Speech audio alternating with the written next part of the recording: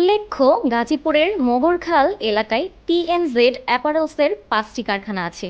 এসব কারখানায় ৬,৫০০ শ্রমিক কাজ করেন। বকেয়া বেতনের দাবিতে গত শনিবার সকাল ৯টা থেকে সোমবার রাত ১০টা পর্যন্ত টানা বিক্ষোভ ও ঢাকা-ময়মনসিংহ মহাসড়ক অবরোধ করেন।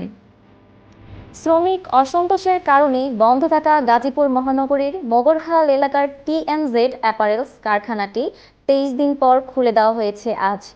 শনিবার সকাল থেকেই শ্রমিকরা কাজে যোগদান করেছেন। এছাড়া জেলার অন্যান্য কারখানাগুলোর পরিবেশ স্বাভাবিক রয়েছে বলে জানা গেছে।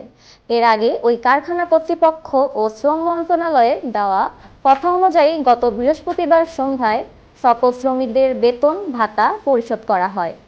কারখানা কর্তৃপক্ষ ও শ্রমিকরা জানান, গাজীপুর মহানগরের মোগরখাল এলাকায় টিএনজেড অ্যাপারেলস লিমিটেডের গ্রুপের ৫টি কারখানা রয়েছে। এসব কারখানার শ্রমিকরা বকেয়া বেতনের দাবিতে কয়েক দফা আন্দোলন এবং ঢাকা-ময়মনসিংহ মহাসড়ক অবরোধ করেন।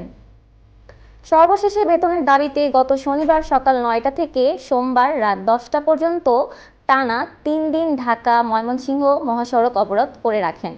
গত বৃহস্পতিবার বেতন পরিশোধের পর কারখানার সামনে নোটিশ টাঙিয়ে দেওয়া হয়, শনিবার থেকে কারখানা খোলা থাকবে। সেই নির্দেশনা অনুযায়ী শ্রমিকরা যথারীতি আজ সকাল থেকে কাজে যোগদান করেছেন। টিএনজেড অ্যাপারেলস গ্রুপের চেয়ারম্যান মোহাম্মদ হেদায়েতুল হক বলেন, বৃহস্পতিবার শ্রমিকদের বকেয়া বেতন পরিশোধ করা হয়েছে। এছাড়া আরও কিছু বকেয়া রয়েছে, যেগুলো চলতি মাসের ৩০ তারিখের মধ্যেই পরিশোধ করা হবে। শনিবার সকাল থেকে শ্রমিকরা শান্তিপূর্ণভাবে কাজে যোগদান করেছেন। আমি আশা করছি আর কোনো সমস্যা হবে না। কারখানার এই সংকট সমাধান করার জন্য আমি শ্রম ও কর্মসংস্থান মন্ত্রণালয়ের উপদেষ্টা সচিব সহ সকলের কাছে কৃতজ্ঞতা প্রকাশ করছি। আমাদের সঙ্গে থাকার জন্য ধন্যবাদ। আইটিভি বাংলা, মৌরহানা।